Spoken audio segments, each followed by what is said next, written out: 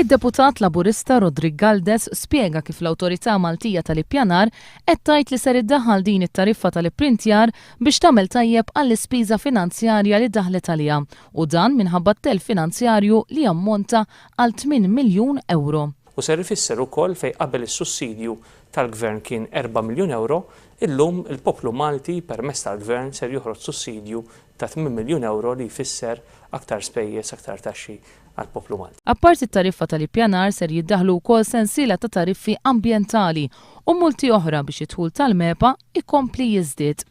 Minkejja żidiet esaġerati fit-tariffi li daħlu fis-seħħ is-sena li għaddiet, il-MEPA naqset drastikament id-dħul tagħha kif jispjega Rodrigue Galdes. It-tariffi tal-MEPA għolew b'mod drastiku, tantu hekk li mbagħad l-applikazzjonijiet naqsu drastikament.